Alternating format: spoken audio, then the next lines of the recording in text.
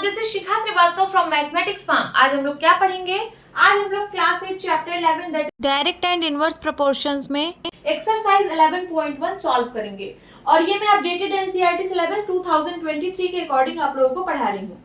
Class start करने से पहले मैं बता दूं कि इसकी पिछली वीडियोस में मैंने चैप्टर 1 से लेकर चैप्टर 10 तक जितनी भी एक्सरसाइजेस हैं और जितने भी ट्राई दीज हैं वो सब मैं सॉल्व कर चुकी हूँ। अगर आप लोग मेरी वो वीडियोस देखना चाहते हैं तो मेरे चैनल मैथमेटिक्स फार्म पे जाकर प्लेलिस्ट सेक्शन विजिट करिए, वहां पे आपको चैप्टर वाइज सारी वीडियोस मिल जाएंगी।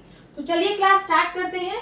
First question is, following are the car parking charges near a railway station up to 4 hours ₹60, 8 hours ₹100, 12 hours ₹140, 24 hours ₹180. Check if the parking charges are in direct proportion to the parking time.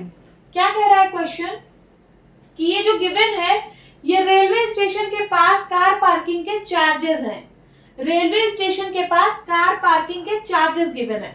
अगर आप अपनी car को 4 hours के लिए park करते हो तो आपको 60 रुपए देने पड़ेंगे, और अगर आप अपनी कार को 8 आवर्स के लिए पार्क करते हो तो आपको 100 रुपए देने पड़ेंगे, और अगर आप अपनी कार को 12 आवर्स के लिए पार्क करते हो तो आपको 140 रुपीज देने पड़ेंगे, और अगर आप अपनी कार को 24 आवर्स के लिए पार्क करते हो तो आपको 180 रुपीज देने पड़ेंगे। अब क्वेश्चन क्या कह रहा है कि आपको चेक करना है कि जो पार्किंग चार्जेस हैं वो पार्किंग टाइम के साथ डायरेक्ट प्रोपोर्शन में है या नहीं है। ठीक है, क्या कह रहा है क्वेश्चन? ये जो पार्किंग चार्जेस हैं ये पार्किंग टाइम के साथ डायरेक्ट प्रोपोर्शन में है या नहीं है। तो कोई भी दो चीज डायरेक्ट प्रोपोर्शन में कब होती है? ठीक है, तो डायरेक्ट प्रोपोर्शन में होने के लिए सबसे पहले हम इसको दो कैटेगरी में डिवाइड कर रही हूँ। ये x है और ये y है। ठीक है, मैं आपको याद दिला दूं कि when two quantities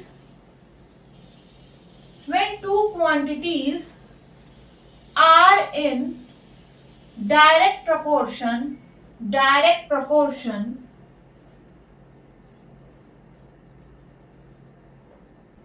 जब दो क्वांटिटीज डायरेक्ट प्रोपोर्शन में होती हैं तो कौन कौन सा क्राइटेरिया फॉलो होता है? तो फर्स्ट इज, अगर पहली क्वांटिटी इंक्रीज हो रही है तो दूसरी क्वांटिटी भी इंक्रीज होनी चाहिए।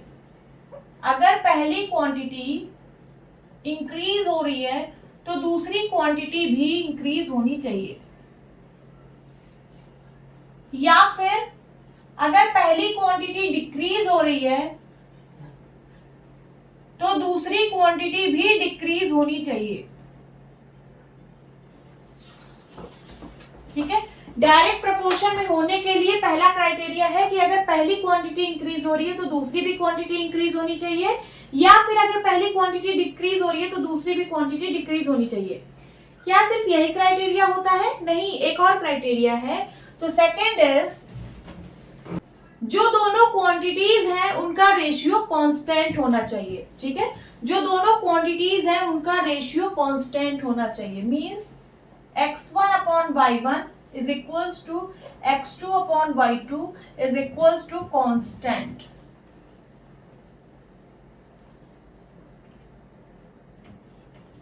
तो डायरेक्ट प्रोपोर्शन में होने के लिए सबसे पहले आप चेक करोगे कि पहली क्वांटिटी अगर इंक्रीज हो रही है तो दूसरी भी इंक्रीज होनी चाहिए, पहली क्वांटिटी अगर डिक्रीज हो रही है तो दूसरी भी डिक्रीज होनी चाहिए। ठीक है, और दूसरा क्राइटेरिया है कि जो दोनों क्वांटिटीज का रेशियो है वो कांस्टेंट होना चाहिए। चलिए अब क्वेश्चन सॉल्व करते हैं। यहाँ पे देखिए, अगर मैं पहली क्वांटिटी को पार्किंग टाइम बोलूं और दूसरी क्वांटिटी को पार्किंग चार्जेस बोलूं, तो देखिए जो पहली क्वांटिटी है वो इंक्रीज हो रही है। 4 के बाद 8 हुआ, 8 के बाद 12 हुआ, 12 के बाद 24 हुआ। ठीक है, पहली क्वांटिटी इंक्रीज हो रही है, और दूसरी क्वांटिटी देखिए 60 के बाद 100 हुआ, 100 के बाद 140, 140 के बाद 180, तो दूसरी क्वांटिटी भी इंक्रीज हो रही है। ठीक है, तो ये वाला क्राइटेरिया तो फुलफिल हो रहा है कि अगर पहली क्वांटिटी इंक्रीज हो रही है तो दूसरी क्वांटिटी भी इंक्रीज हो रही है। ठीक है, अब दूसरा क्राइटेरिया चेक करते हैं। दूसरे क्राइटेरिया के लिए इन दोनों क्वांटिटीज का रेशियो कांस्टेंट होना चाहिए। ठीक है, तो मैं यहाँ पे लिख रही हूँ 4/60 ये बराबर होना चाहिए 8/100 के, और ये बराबर होना चाहिए 12/140 के। ठीक है, और ये बराबर होना चाहिए 24/180। देखिए अगर आप 4 आवर्स के लिए कार पार्क कर रहे हो तो 60 रुपए चार्ज है, 8 आवर्स के लिए कार पार्क कर रहे हो तो 100, 12 आवर्स के लिए कार पार्क कर रहे हो तो 140 रुपीज, और 24 आवर्स के लिए अगर आप कार पार्क कर रहे हो तो 180 रुपीज चार्ज आपको देने पड़ेंगे। ठीक है, तो डायरेक्ट प्रोपोर्शन में होने के लिए इन सब रेशियो की वैल्यू इक्वल होनी चाहिए। अगर इनमें से किसी रेशियो की वैल्यू डिफरेंट आ रही है तो ये डायरेक्ट प्रोपोर्शन में नहीं होगा। चलिए सिंप्लीफाई करते हैं। 2 2 जा 4, 2 3 जा 6, 2 0 जा 0, 2 1 जा 2, 2 1 जा 2, 2 5 जा 10। इसको सिंप्लीफाई करने पे रेशियो आया 1/15। अब चलिए इस रेशियो को सिंप्लीफाई करते हैं। 2 4 जा 8, 2 5 जा 10, 2 0 जा 0, 2 2 जा 4, 2 2 जा 4, 2 5 जा 10, 2/25। इसको सॉल्व करने पे आया 2/25। अब देखिए यहाँ पे ये दोनों रेशियो एक दूसरे के इक्वल नहीं है, तो आपको आगे चेक करने की जरूरत ही नहीं है। ठीक है, कोई भी अगर रेशियो की वैल्यू डिफरेंट आ जाती है तो आगे चेक करने की जरूरत नहीं है। ये डायरेक्ट प्रोपोर्शन में नहीं है, क्योंकि अगर डायरेक्ट प्रोपोर्शन में होता तो सबकी वैल्यू इक्वल आती, बट यहीं पे डिफरेंट आ गई। ठीक है, तो हम क्या लिखेंगे कि पार्किंग चार्जेस और पार्किंग टाइम जो है वो डायरेक्ट प्रोपोर्शन में नहीं है। तो आप आंसर लिखिए, देयरफॉर पार्किंग चार्जेस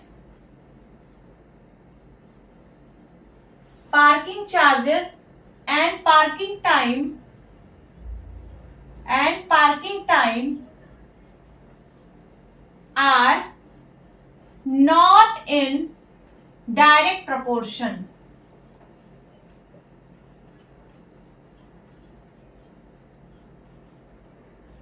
लिख लीजिए। Now second question is, a mixture of paint is prepared by mixing 1 part of red pigments with 8 parts of base.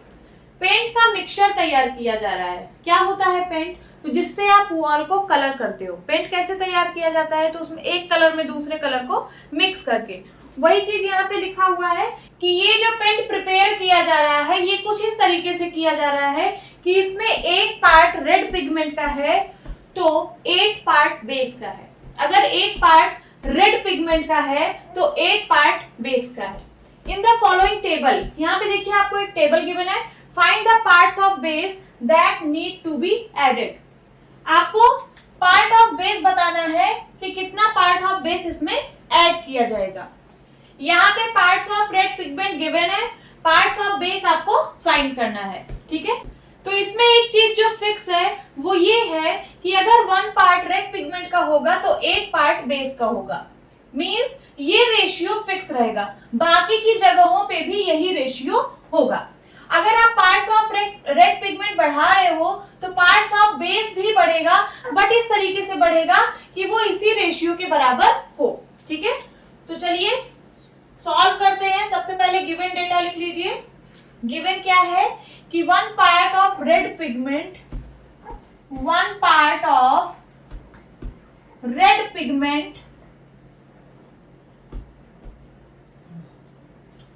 is mixed with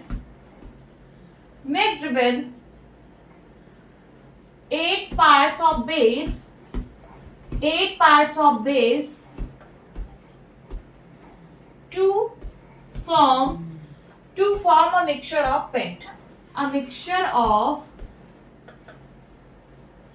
paint. Means red pigment upon base का जो ratio है वो 1:8 है। यही ratio बाकी जगहों पर भी अप्लाई होगा। ठीक है, तो यहाँ पे जो पार्ट ऑफ बेस आएगा उसको मैं बोल रही हूँ x1, इसको बोल रही हूँ x2, इसको बोल रही हूँ x3 और इसको बोल रही हूँ x4। ठीक है, तो लिखिए according to question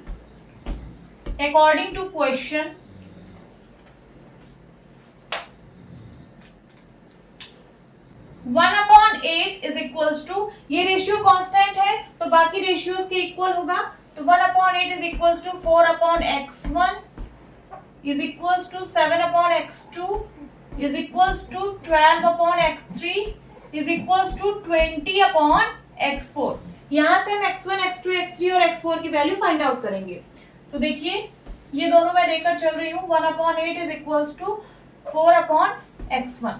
cross multiply कराइए, ये हो जाएगा x1 इज इक्वल्स टू 8 4 जा 32। x1 की वैल्यू आ गई क्या 32, यहाँ पे मैं लिख दे रही हूँ। देन उसके बाद 1/8 इसके बराबर होगा 1/8 इज इक्वल्स टू 7/x2 के। ठीक है, इसको सॉल्व करिए, क्रॉस मल्टीप्लाई कराइए, ये x2 इज इक्वल्स टू आ जाएगा 7 8 जा 56। x2 की भी वैल्यू आ गई कितनी 56। अब 1/8 और इसको ले लीजिए, ये दोनों भी इक्वल है 1/8 और 12/x3। 1/8 is equals to 12/x3, cross multiply कराइए, x3 इज इक्वल्स टू 12 8 जा 96। ठीक है, x3 की वैल्यू आ गई क्या 96।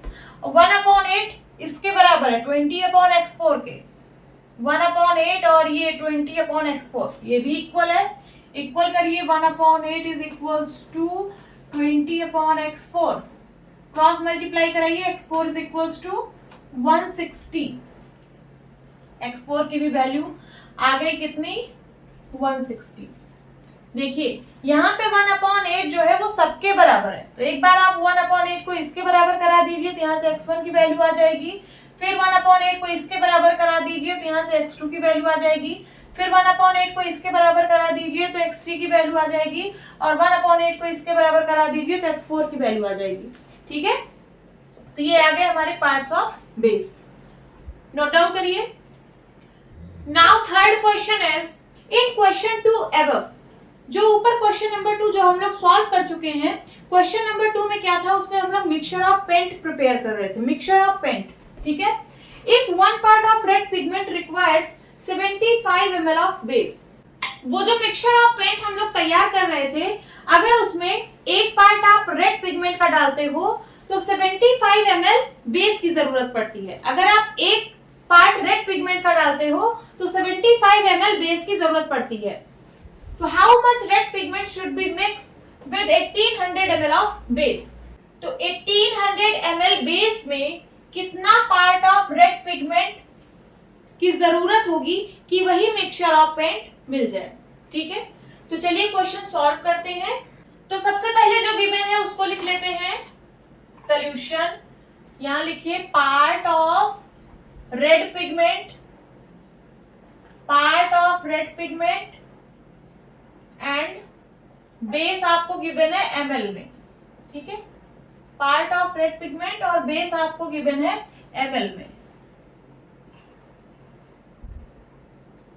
तो एक पार्ट ऑफ रेड पिगमेंट में 75 ml बेस मिक्स किया जा रहा है, तो 1800 ml बेस में 1800 ml बेस में कितने part of red pigment mix किया जाएगा, यही फाइंड आउट करना है। तो मैं इसको बोल रही हूँ x।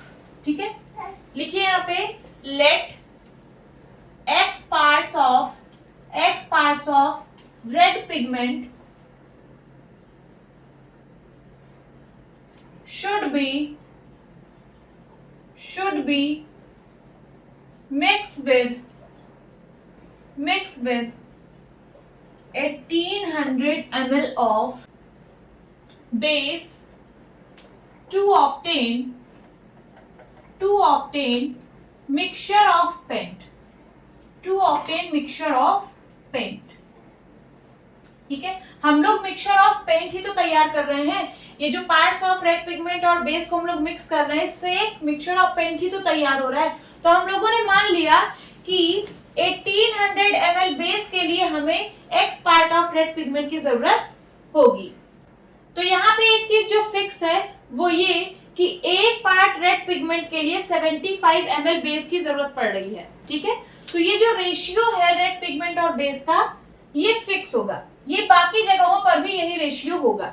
ठीक है, तो यहाँ पे मैं लिख रही हूँ 1/75 is equals to x upon 1800। यहाँ से हम x की वैल्यू फाइंड आउट कर लेंगे, क्रॉस मल्टीप्लाई कराइए, ये 1800 इधर आएगा is equals to 75 into x, या फिर मैं लिख सकती हूँ x is equals to 1800 divide by 75।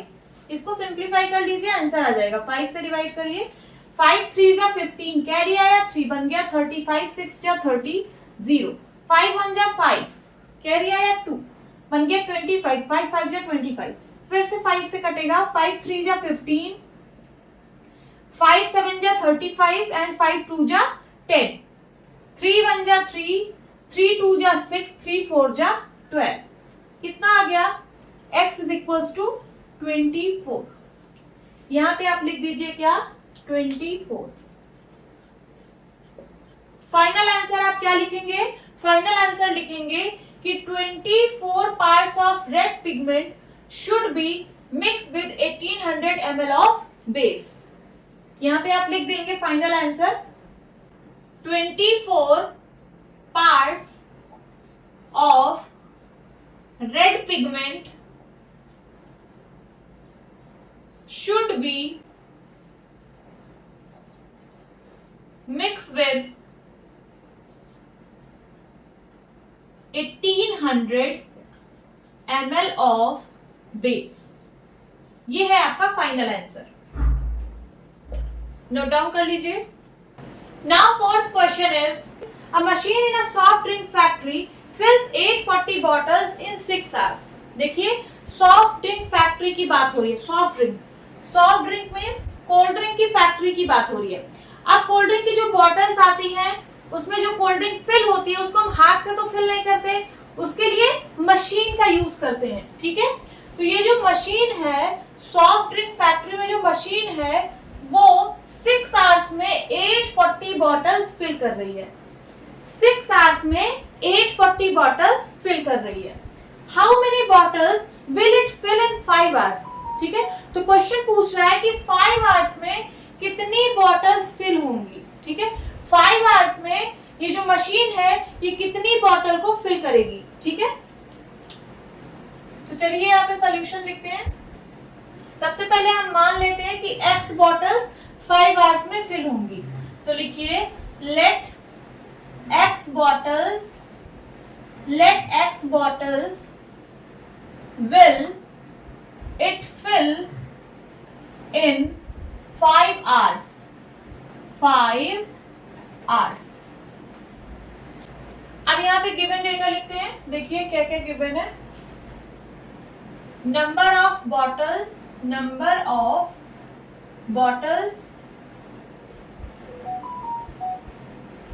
And number of hours, यही दो चीज का डेटा गिवन है, ठीक है।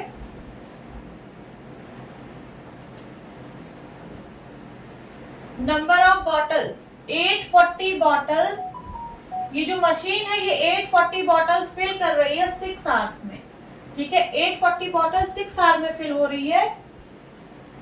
तो क्वेश्चन पूछ रहा है कि 5 आवर्स में कितनी बॉटल फिल होंगी, ठीक है।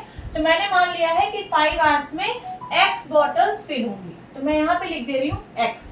अब आप लोग ध्यान से समझना कि 6 आवर्स में कोई मशीन है जो 6 आवर्स में 840 बॉटल्स फिल कर रही है, तो वही मशीन 5 आवर्स में कितनी बॉटल फिल करेंगी, इससे तो कम ही होगा, ठीक है।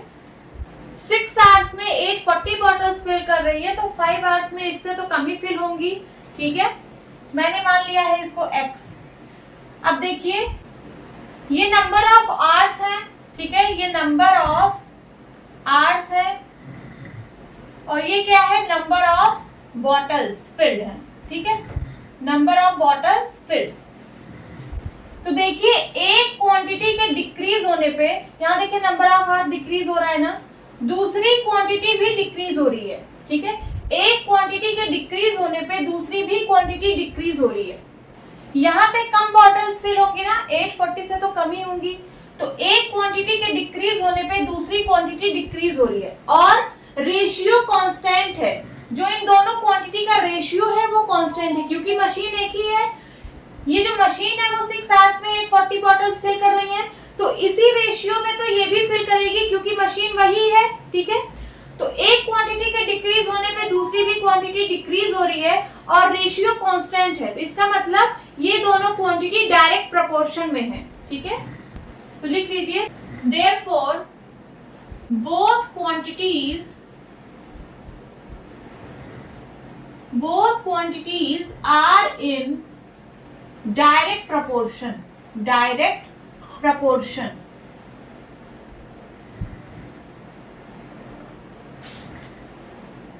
So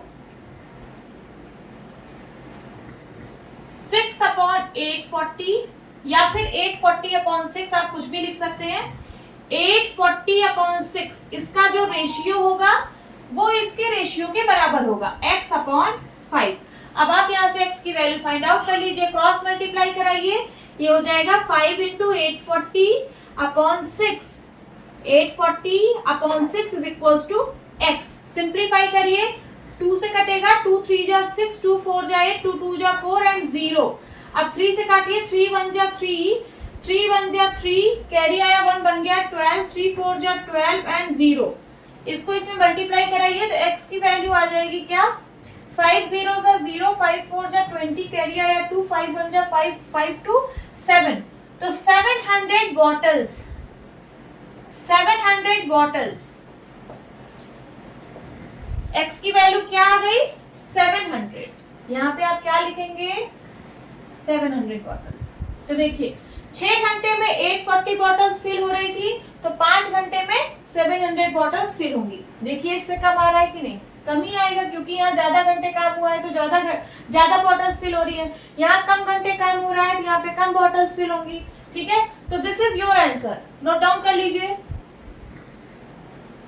आप फाइनल आंसर ये भी लिख सकते हैं कि 700 bottles will it fill in 5 hours. 700 bottles will it fill in 5 hours। लिख लीजिए। Now fifth question is a photograph of a bacteria enlarged 50,000 times attains a length of 5 centimeter as shown in the diagram। Bacteria के photograph को enlarge किया जा रहा है। क्या होता है बैक्टीरिया, तो आप लोगों ने साइंस में पढ़ा हुआ है कि जो बैक्टीरिया होते हैं वो बहुत ही छोटे छोटे माइक्रो ऑर्गेनिज्म होते हैं जिनको हम नेकेड आइज से नहीं देख सकते।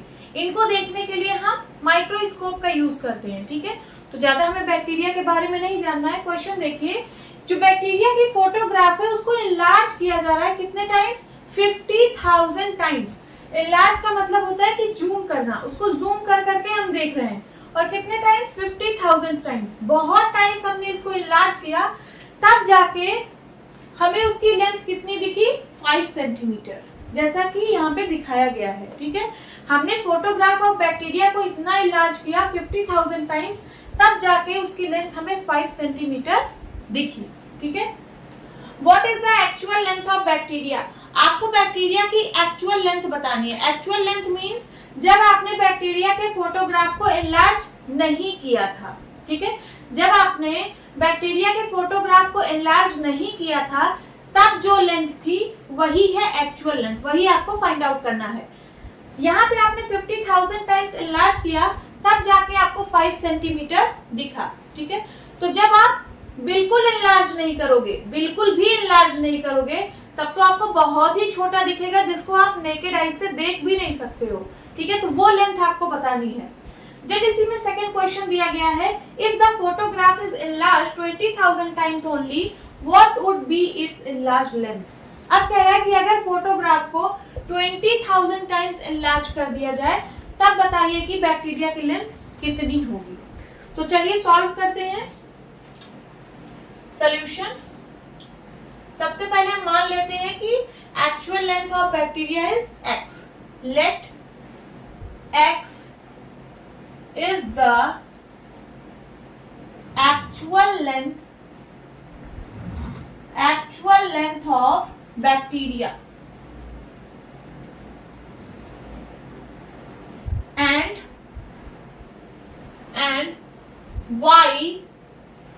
and y is the enlarged length when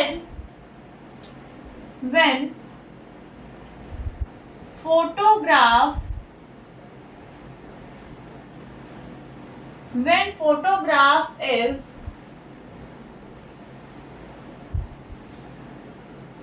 enlarged 20,000 times, 20,000 times only. ठीक है, अब जो गिवन डेटा है उसको हम लोग टेबल में लिख लेते हैं. लिखिए times of enlargement, times of enlargement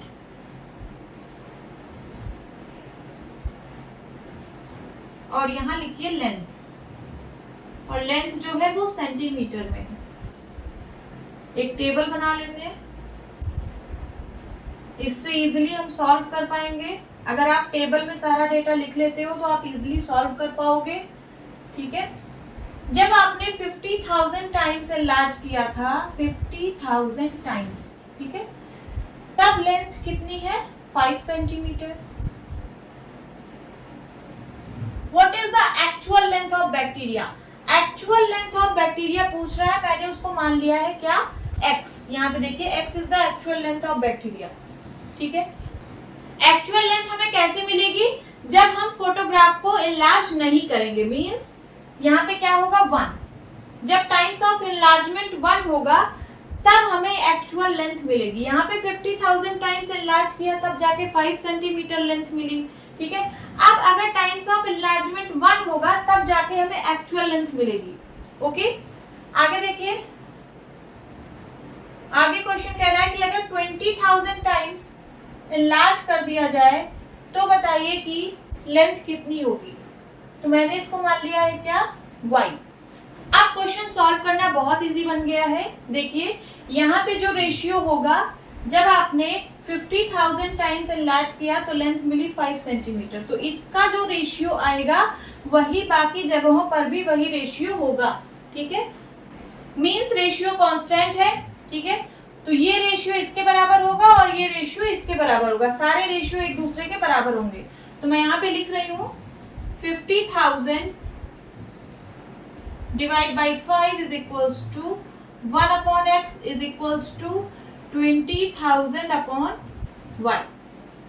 इन दोनों को लेके x की वैल्यू निकाल लीजिए. चलिए 50,000 upon 5 is equals to 1 upon x. यहाँ से x की वैल्यू निकल जाएगी. इसको सिंप्लीफाई करिए. 5 1 जा 5, 5 1 जा 5 एंड 1 2 3 4 4 0. x को इधर ले जाइए, क्रॉस मल्टीप्लाई कराइए तो x इज इक्वल्स टू कितना आ जाएगा? 1 अपॉन 10,000. 10,000 को मैं लिख सकती हूँ 10 टू द पावर 4 और 10 टू द पावर 4 ऊपर जाएगा तो हो जाएगा 10 टू द पावर -4. हो जाएगा कि नहीं? तो x की वैल्यू आ गई कितनी? 10 टू द पावर -4. और किस में आएगी? सेंटीमीटर में आएगी. सेंटीमीटर. तो ये आ गई एक्चुअल लेंथ ऑफ बैक्टीरिया. देखिए 10 टू द पावर -4 है, पावर नेगेटिव है. मींस आप समझ सकते होंगे कितनी छोटी वैल्यू है. इसको आप नेकेड आई से तो देख ही नहीं सकते. ठीक है, तो बैक्टीरिया बहुत छोटी होती है. तो ये आ गई क्या? 10 टू द पावर -4 सेंटीमीटर. ये आ गई एक्चुअल लेंथ ऑफ बैक्टीरिया. अब आपको y फाइंड आउट करना है तो फिर से इन दोनों को ले लीजिए. ये इसके बराबर है और ये इसके भी बराबर है. तो मैं इन दोनों को ले रही हूँ, ये इसके बराबर. यहाँ पे सॉल्व करती हूँ. 50,000 upon 5 is equals to 20,000 upon y. 20,000 upon y. 5 1 जा 5, 5 1 जा 5 एंड 4 0. अब देखिए 1 2 3 4, 4 0 से 4 0 कैंसिल. क्रॉस मल्टीप्लाई कराइए. इधर y आ जाएगा, y 1 जा y एंड इधर 2 1 जा 2. ये भी सेंटीमीटर में आएगा. ठीक है, वैल्यूज यहाँ लिख दीजिए. ये आ गया क्या? 10 to the power -4 actual length of bacteria. And ये आया क्या? 2 सेंटीमीटर. 2 सेंटीमीटर तो यहाँ पे लिखा ही है. तो आप फाइनल आंसर लिख देना. 10 to the power -4 centimeter is the actual length of bacteria and 2 centimeter is the enlarged length when photograph is enlarged 20,000 times and 2 centimeter is the length when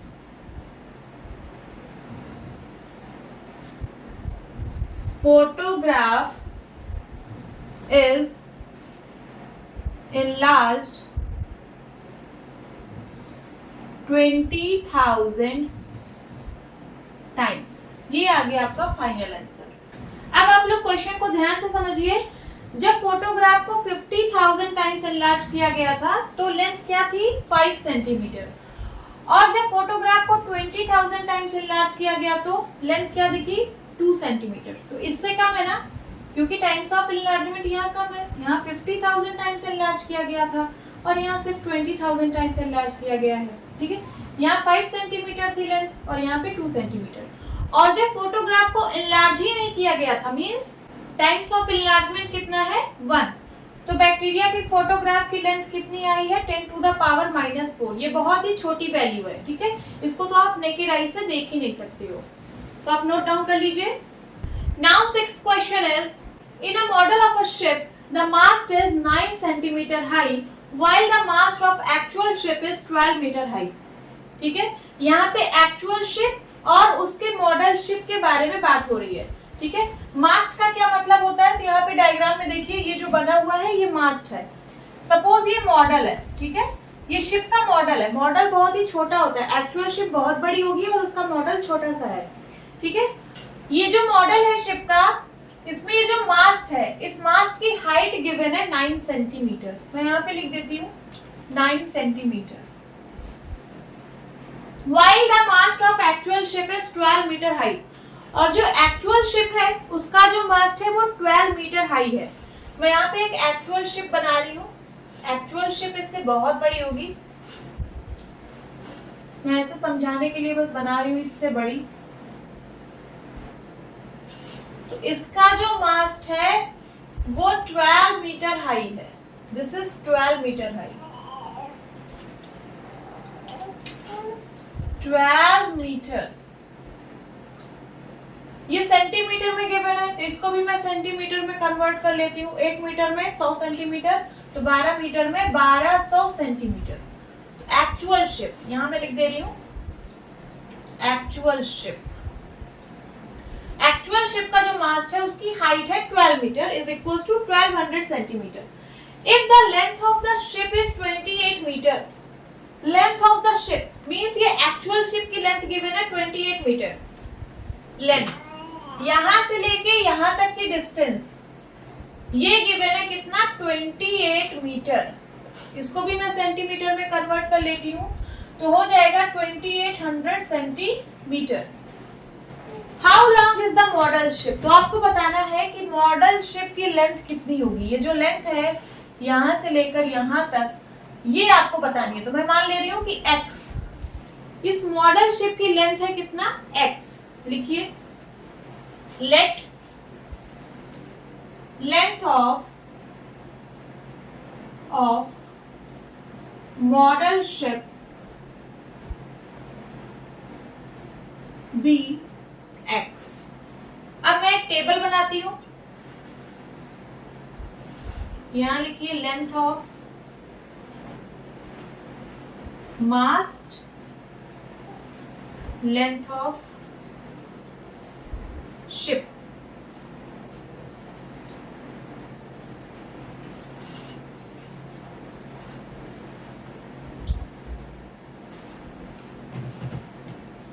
यहां लिखिए एक्चुअल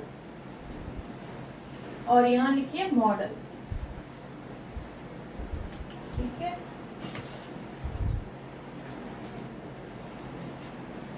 तो देखिए length of mast, actual ship जो है उसके मास्ट की length कितनी है 12 मीटर या फिर 1200 सेंटीमीटर। तो मैं सेंटीमीटर में लिख रही हूँ 1200 सेंटीमीटर। और एक्चुअल शिप की लेंथ कितनी है, तो एक्चुअल शिप की लेंथ है 28 मीटर या फिर 2800 सेंटीमीटर। अब देखिए मॉडल शिप में लेंथ ऑफ मास्ट कितना है 9 सेंटीमीटर, और मॉडल शिप का लेंथ फाइंड आउट करना है। तो मैं इसको बोल देती हूँ क्या x। मैंने यहाँ पे मान लिया है कि जो मॉडल शिप की लेंथ है वो x है। अब यहाँ पे देखिए एक्चुअल शिप और मॉडल शिप के बारे में बात हो रही है। अगर मैं इसको क्वांटिटी 1 बोलूं और इसको क्वांटिटी 2 बोलूं तो क्वांटिटी 1 इंक्रीज हो रही है, 1200 से 2800 सेंटीमीटर हुआ। यहाँ पे क्वांटिटी इंक्रीज हो रही है तो इधर भी क्वांटिटी इंक्रीज होगी, ठीक है। इधर क्वांटिटी इंक्रीज हो रही है तो इधर भी क्वांटिटी इंक्रीज होगी, और यहाँ पे जो रेशियो है वही रेशियो यहाँ पे भी होगा। तो हम कह सकते हैं कि ये एक्चुअल शिप और मॉडल शिप डायरेक्टली प्रोपोर्शन में है। तो मैं लिख रही हूं here actual ship and model ship are in directly proportional to each other,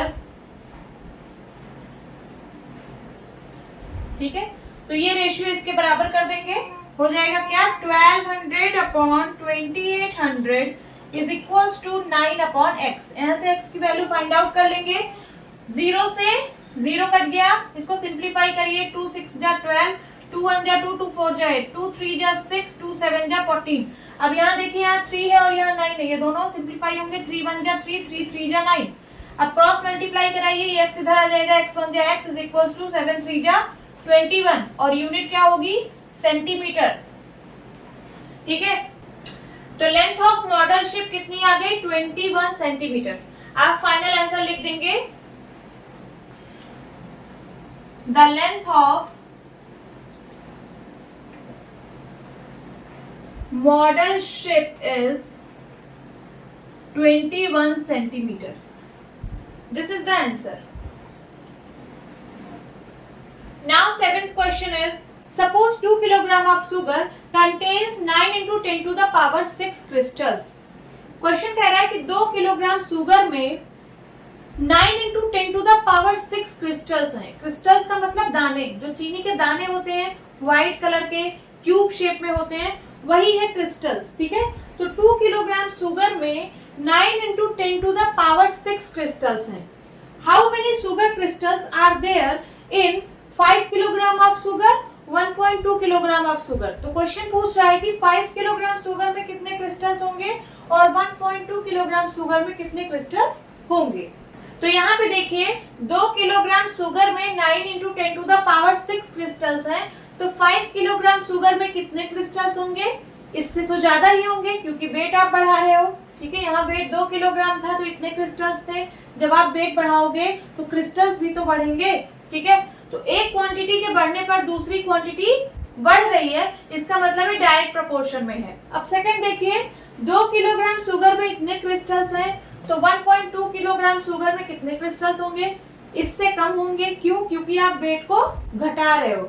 यहाँ वेट 2 किलोग्राम था, यहाँ वेट सिर्फ 1.2 किलोग्राम है, तो इसमें क्रिस्टल्स भी कम होंगे। तो एक क्वांटिटी के कम होने पर दूसरी क्वांटिटी कम हो रही है, मींस यहाँ पे कौन सा प्रोपोर्शन है, डायरेक्ट प्रोपोर्शन है। तो लिखिए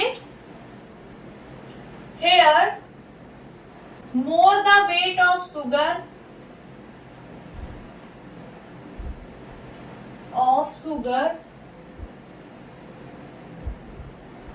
more the crystals would be, and less the weight of sugar, less the weight of sugar,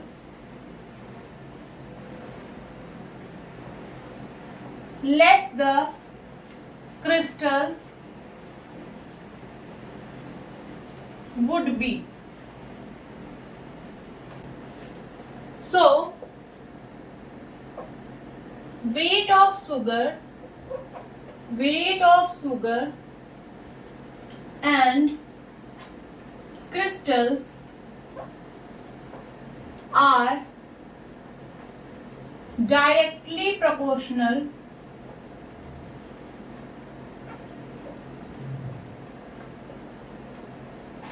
to each other, ठीक है। तो वेट ऑफ शुगर और क्रिस्टल डायरेक्टली प्रोपोर्शनल है एक दूसरे के। अब जो इंफॉर्मेशन है उसको हम टेबल में लिख लेते हैं। तो यहाँ पे टेबल बनाइए, वेट ऑफ शुगर, ठीक है, किलोग्राम में है, और क्रिस्टल्स टेबल बना लेते हैं। टेबल बनाने से क्वेश्चन बहुत इजी हो जाता है, तो आप लोग टेबल जरूर बनाइए। वेट ऑफ शुगर, जब 2 किलोग्राम शुगर था तो कितने क्रिस्टल्स थे? 9 into 10 to the power 6। 5 kilogram sugar होगा तो कितने क्रिस्टल्स होंगे, ये आपको फाइंड आउट करना है। और 1.2 किलोग्राम शुगर जब होगा तो उसमें कितने क्रिस्टल्स होंगे, ये आपको फाइंड आउट करना है। तो हम मान ले रहे हैं कि 5 किलोग्राम शुगर में X क्रिस्टल्स होंगे और 1.2 किलोग्राम शुगर में Y क्रिस्टल्स होंगे, ठीक है। और wait of sugar and crystal ये डायरेक्टली प्रोपोर्शनल है एक दूसरे के, तो इनका रेशियो जो होगा वो कांस्टेंट होगा, ठीक है। तो सारे रेशियो को मैं इक्वल कर रही हूँ। 2/9 इंटू 10 टू द पावर 6, यहाँ पे आप लिखना therefore 2/9 into 10 to the power 6 is equals to 5/x is equals to 1.2/y। यहाँ से हम x और y की वैल्यू फाइंड आउट कर लेंगे। सबसे पहले ये दोनों हम सॉल्व करेंगे, ठीक है। यहाँ लिखिए 2/9 into 10 to the power 6 is equals to 5/x। यहाँ से x की वैल्यू निकल जाएगी, क्रॉस मल्टीप्लाई कराइए, x इज इक्वल्स टू हो जाएगा 5 into 9 into 10 to the power 6, और ये 2 इधर आ जाएगा डिवाइड में, ठीक है। 5 9 जा 45 into 10 to the power 6/2, 45/2, 45 divide by 2। इसको सॉल्व करिए, 2 2 जा 4, 5, 2 2 जा 4, 1 आया, पॉइंट लगाइए, 0 बढ़ाइए, 2 5 जा 10, कितना आया? 22.5। तो मैं यहाँ लिख रही हूँ 22.5 इंटू 10 टू द पावर 6, ठीक है। ये आपका आंसर है, बट आप कोशिश करना कि आप इसको स्टैंडर्ड फॉर्म में एक्सप्रेस करो। किसमें? स्टैंडर्ड फॉर्म में। तो स्टैंडर्ड फॉर्म में लिखने के लिए ये पॉइंट को यहाँ लगाना पड़ेगा। ये सब आप एक्सपोनेंट्स एंड पावर वाले चैप्टर में पढ़ चुके हो, ठीक है। तो मैं पॉइंट यहाँ लगा रही हूँ, तो ये हो जाएगा 2.25, ठीक है।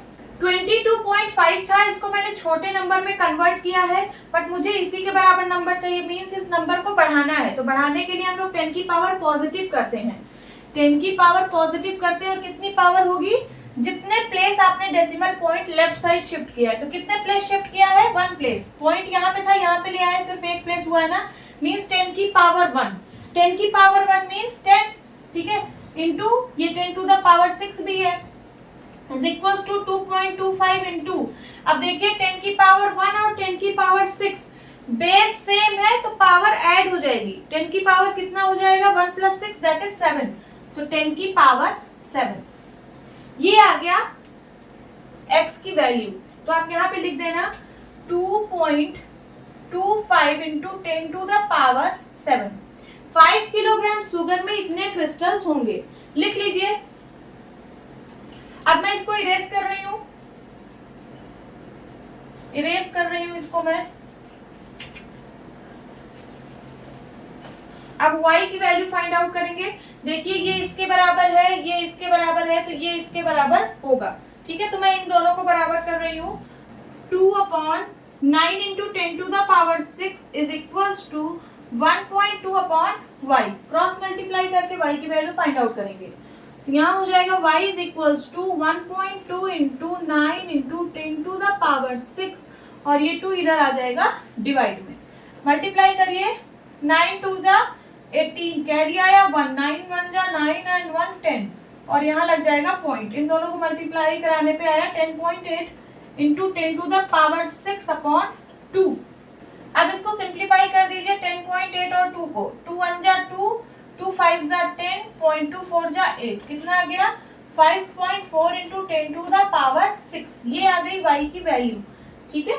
तो यहाँ पे मैं लिख दे रही हूँ, ये देखिए स्टैंडर्ड फॉर्म में ही है, इसको कुछ करने की जरूरत नहीं है। 5.4 इंटू 10 टू द पावर 6, ठीक है। तो 1.2 किलोग्राम शुगर में इतने क्रिस्टल्स होंगे। अब आप फाइनल आंसर क्या लिखना, मैं इसको सबको इरेज कर रही हूँ, ठीक है। यहाँ से सब मैं इरेज कर रही हूँ, या तो सिर्फ मैं यही इरेज करती हूँ। आप लोग फाइनल आंसर लिखना कि 5 किलोग्राम शुगर में और 1.2 किलोग्राम शुगर में कितने क्रिस्टल्स हैं आगे लिख दीजिए। 2.25 into 10 to the power 7 crystals, और इसमें कितने हैं 5.4 into 10 to the power 6 crystals. ये आपका आंसर है, नोट डाउन करिए। Now 8th question is Rashmi has a road map with a scale of 1 centimeter representing 18 kilometre. रश्मि के पास एक रोड मैप है, मैं यहाँ पे एक मैप बना रही हूँ, सपोज ये रोड मैप है, ठीक है। इस रोड मैप पर 18 किलोमीटर को सिर्फ 1 सेंटीमीटर से रिप्रेजेंट किया जा रहा है। मींस अगर आप रोड पर 18 किलोमीटर डिस्टेंस कवर करते हो, 18 किलोमीटर आप रोड पे डिस्टेंस कवर करते हो, तो उसको मैप में सिर्फ 1 सेंटीमीटर से रिप्रेजेंट किया जा रहा है, 1 सेंटीमीटर। समझ में आई बात? आगे she drives on a road for 72 kilometre. अब वो रोड पर 72 किलोमीटर डिस्टेंस कवर कर रही है। 72, ये 18 नहीं है, 72 बहुत ज्यादा डिस्टेंस होगी। 72 किलोमीटर वो रोड पे डिस्टेंस ट्रैवल कर रही है या फिर कवर कर रही है, तो what would be her distance covered in the map. तो आपको बताना है कि मैप में वो कितनी डिस्टेंस कवर करेगी। तो आपको एक चीज तो ये समझ में आ रही होगी, जब 18 किलोमीटर में 1 सेंटीमीटर डिस्टेंस कवर किया जा रहा है मैप में, तो 72 किलोमीटर जब वो रोड पे कवर करेगी, तो इस मैप में 1 सेंटीमीटर से तो ज्यादा ही डिस्टेंस कवर होगी। समझ में आ रही है बात? मीन्स एक क्वांटिटी के बढ़ने पर दूसरी क्वांटिटी बढ़ रही है। मीन्स ये दोनों क्वांटिटी डायरेक्ट प्रोपोर्शन में है। तो चलिए लिखते हैं,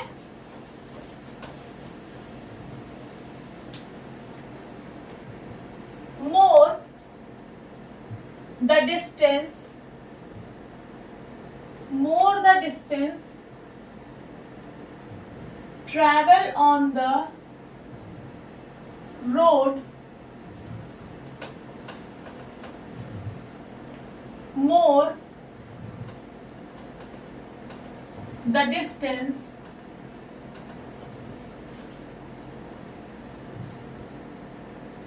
covered in the map would be। ठीक है, जितना ज्यादा रोड पे डिस्टेंस ट्रैवल किया जाएगा उतना ही डिस्टेंस मैप में कवर होगा। तो हम कह सकते हैं कि ये दोनों क्वांटिटी डायरेक्ट प्रोपोर्शन में है। तो लिखिए, so distance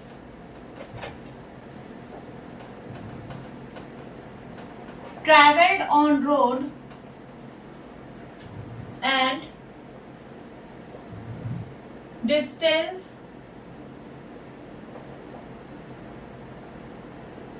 covered on map are directly proportional to each other। अब जो इंफॉर्मेशन गिवन है उसको हम टेबल में लिख लेते हैं। तो लिखिए, distance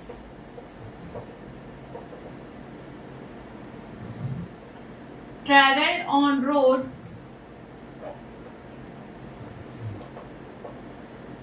distance covered on map. ठीक है, जो डिस्टेंस रोड पे ट्रैवल की जा रही है वो किलोमीटर में है, और जो मैप में डिस्टेंस कवर हो रही है वो सेंटीमीटर में है। चलिए टेबल बनाते हैं। टेबल बनाने से क्वेश्चन बहुत इजी हो जाता है, तो आप लोग टेबल जरूर बनाइएगा, तब क्वेश्चन को सॉल्व करिएगा। ठीक है, जब रोड पे 18 किलोमीटर की डिस्टेंस ट्रैवल हो रही है, तो मैप में कितनी डिस्टेंस कवर हो रही है, 1 सेंटीमीटर। आपको बताना है जब रोड पे 72 किलोमीटर की डिस्टेंस ट्रैवल हो, तो मैप में कितना डिस्टेंस कवर होगी, यही फाइंड आउट करना है। तो हम इसको मान ले रहे हैं x।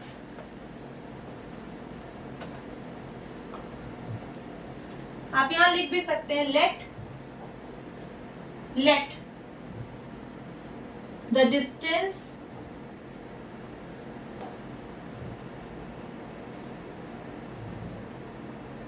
covered in the map be x। अब ये दोनों डायरेक्टली प्रोपोर्शनल है एक दूसरे को, मींस इनका रेशियो कांस्टेंट होगा, ठीक है। तो इनके रेशियो को मैं इक्वल कर रही हूँ, 18/1 is equals to 72/x, cross multiply कराइए, x की वैल्यू आ जाएगी, तो हो जाएगा x इज इक्वल्स टू 72/18, 18 1 जा 18, 18 4 जा 72, x की वैल्यू कितनी आ गई 4, और 4 किस में आएगा, सेंटीमीटर में आएगा, यहां लिख दीजिए 4। तो आप फाइनल आंसर क्या लिखेंगे, the distance covered by her in the map is 4 centimetre.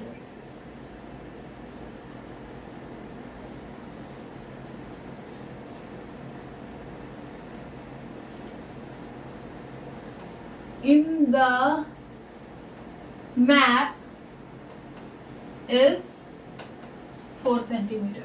Note down करिए।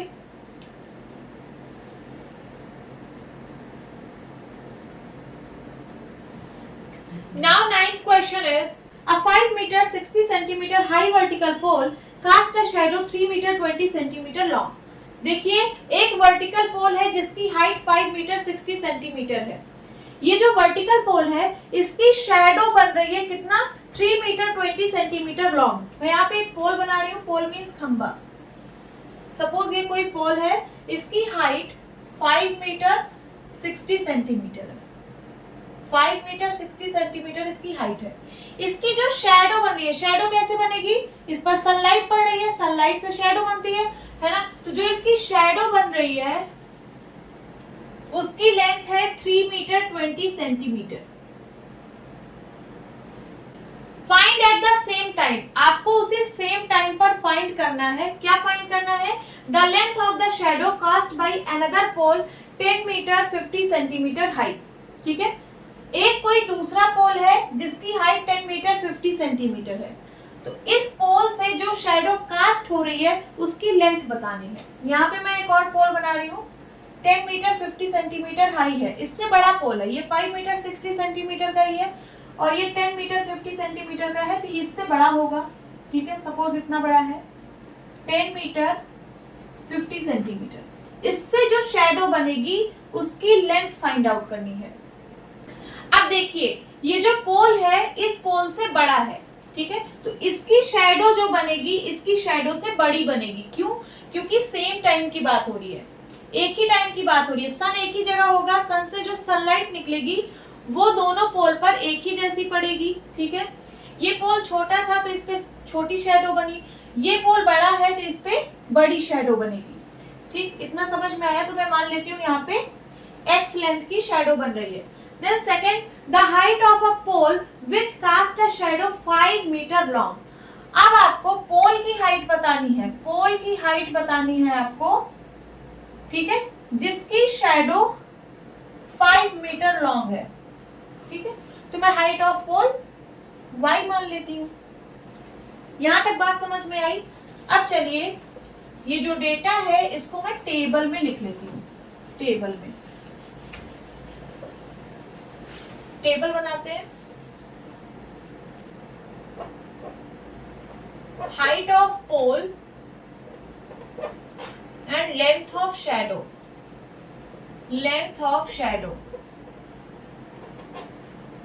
टेबल बनाने से क्वेश्चन बहुत आसान हो जाता है, तो आप लोग टेबल जरूर बनाइए, तब क्वेश्चन को सॉल्व करिए। ठीक है, height of pole 5 metre 60 centimetre. ठीक है, इसको सबको मैं सेंटीमीटर में लिख रही हूँ, तो ये हो जाएगा 560 सेंटीमीटर। जब हाइट ऑफ पोल 560 सेंटीमीटर है तो इसकी शैडो कितनी लंबी बन रही है, 3 मीटर 20 सेंटीमीटर, मीन्स 320 सेंटीमीटर। आगे, जब height of pole 10 metre 50 centimetre है, मीन्स 1050 सेंटीमीटर है जब हाइट ऑफ पोल, तो उससे कितनी लेंथ की शैडो बनेगी, तो मैंने इसको मान लिया x। आगे,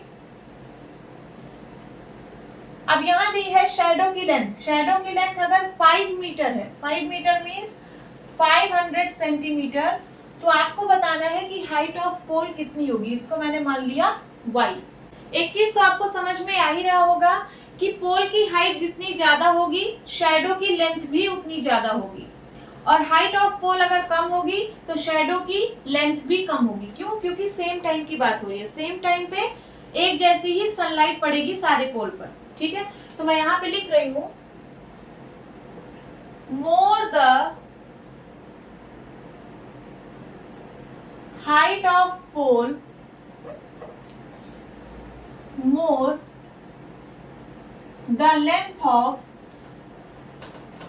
ऑफ shadow would be।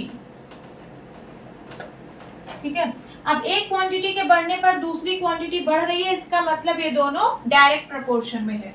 तो लिखिए, सो हाइट ऑफ पोल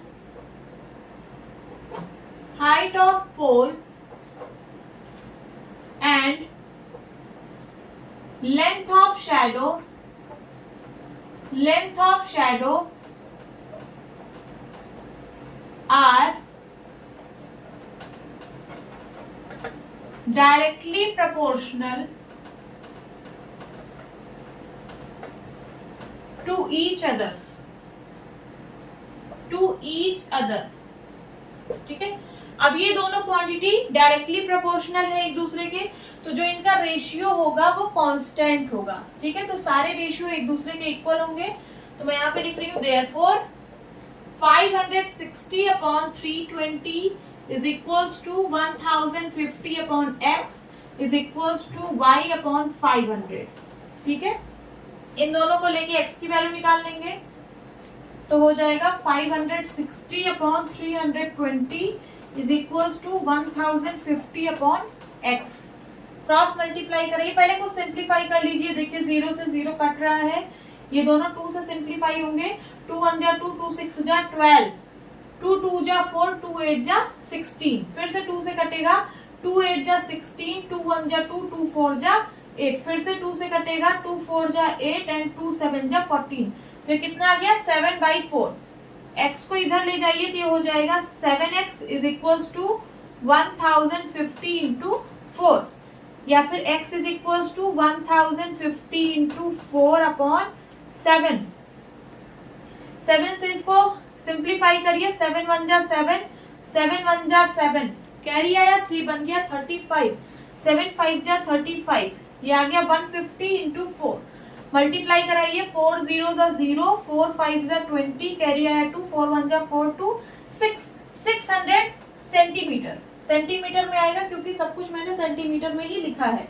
ठीक है, इसको मैं मीटर में कन्वर्ट कर देती हूँ, तो ये हो जाएगा क्या? 6 मीटर। कितना आ जाएगा? 6 मीटर। x की वैल्यू आ गई क्या? 6 मीटर या फिर 600 सेंटीमीटर। तो जब पोल की हाइट 10 मीटर 50 सेंटीमीटर थी, ठीक है, तो उस समय जो शैडो की लेंथ होगी वो कितनी होगी? 6 मीटर या फिर 600 सेंटीमीटर। नोट डाउन करिए, इसको मैं इरेज कर रही हूं।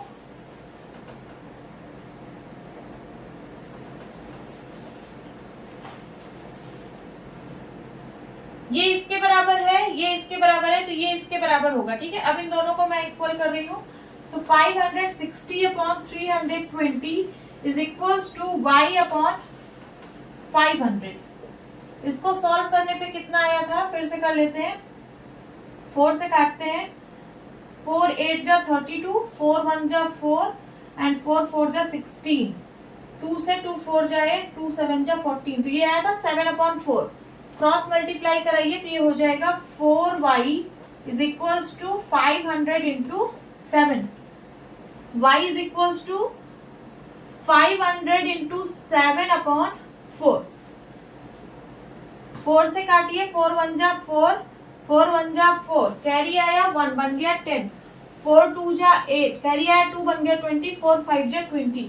अब इसको मल्टीप्लाई कराइए, 7 5 जा 35, कैरी आया 3, 7 2 जा 14, 15 16 17, कैरी आया 1, 7 1 जा 7, 7 1 8, 875 सेंटीमीटर में आएगा। ठीक है, 875 सेंटीमीटर। बट क्वेश्चन में मीटर और सेंटीमीटर दोनों में दे रखा है, तो इसको भी मैं मीटर और सेंटीमीटर में लिख देती हूँ। ये हो जाएगा 8 metre 75 centimetre. 8 metre 75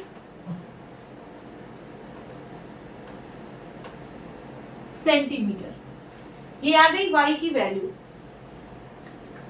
8 metre 75 centimetre या फिर 875 सेंटीमीटर। ठीक है, तो जब शैडो की लेंथ 500 सेंटीमीटर थी या फिर 5 मीटर थी, तब पोल की हाइट कितनी होगी? 8 मीटर 75 सेंटीमीटर। फाइनल आंसर आप यहाँ पे लिख देना। ठीक है, यहाँ पे क्या length I? Length of shadow कितनी आई? 6 मीटर। और यहाँ पे हाइट ऑफ पोल कितनी आई? 8 मीटर 75 सेंटीमीटर। नोट डाउन कर लीजिए। Now 10th and last question is a loaded truck travels 14 kilometre in 25 minutes. एक लोडेड ट्रक है, मींस उस ट्रक में कुछ सामान रखा हुआ है। ठीक है, वो जो ट्रक है वो 25 मिनट में 14 किलोमीटर की डिस्टेंस ट्रैवल कर रहा है। If the speed remains same, उसकी जो स्पीड है वो through out journey same speed है, मींस स्पीड कांस्टेंट है, तो how far can it travel in 5 hours. तो आपको बताना है कि 5 आवर्स में कितनी डिस्टेंस ट्रैवल करेगा। तो चलिए सबसे पहले हम टेबल बना लेते हैं, जो भी डेटा गिवन है यहाँ लिखिए डिस्टेंस ट्रैवल्ड,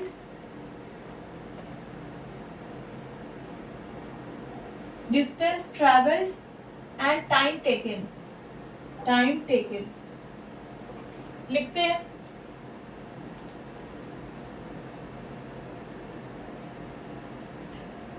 टेबल बनाने से क्वेश्चन बहुत ही आसान हो जाता है, तो आप लोग टेबल जरूर बनाना, तब क्वेश्चन को सॉल्व करना।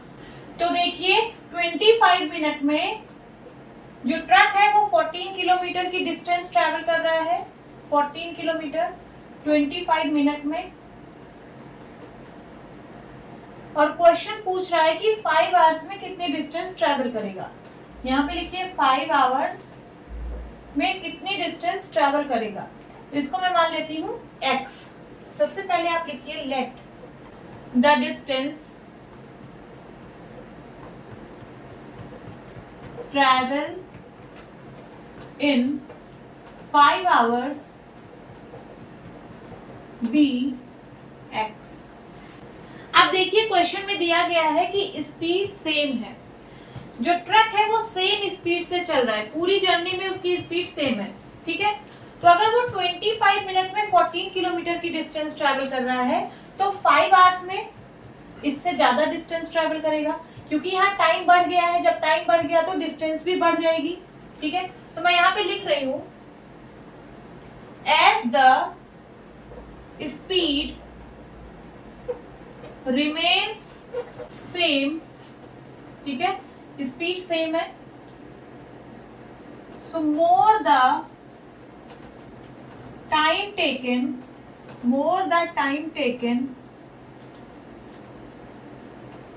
more the distance traveled by truck would be।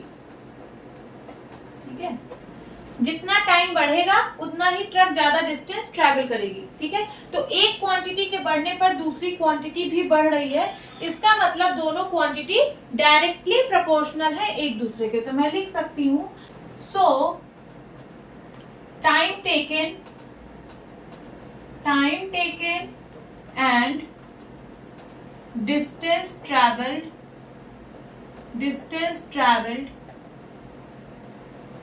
by truck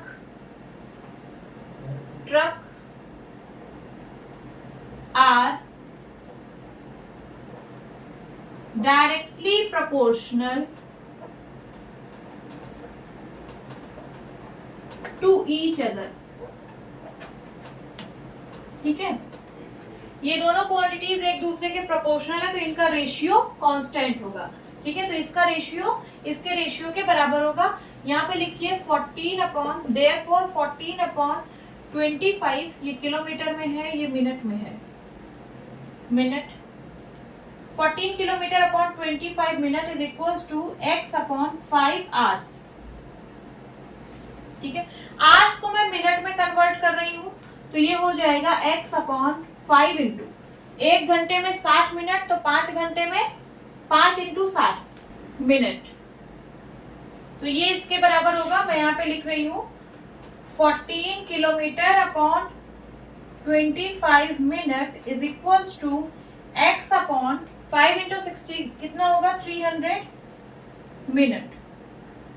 minute से मिनट कैंसिल हो गया, क्रॉस मल्टीप्लाई करा के x की वैल्यू फाइंड आउट करेंगे। ठीक है, तो ये हो जाएगा 25x is equals to 300 × 14 kilometre.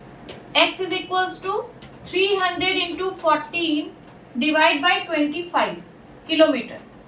Simplify करिए, 5 5 जा 25, 5 6 जा 30 एंड 0, 5 1 जा 5, 5 1 जा 5, 5 2 जा 10, ये आ गया 12। 12 × 14, 14 को 12 से मल्टीप्लाई करा दीजिए, आंसर आ जाएगा 4 2 जा 8, 2 1 जा 2, ठीक है। देन 2 1 4 जा 4 एंड 1 1 जा 1, 168 आ गया। कितना 168 किलोमीटर। यहाँ पे आप लिख देना x की वैल्यू कितनी आई 168 किलोमीटर। तो आप फाइनल आंसर क्या लिखेंगे कि 168 kilometre distance, 168 kilometre distance traveled by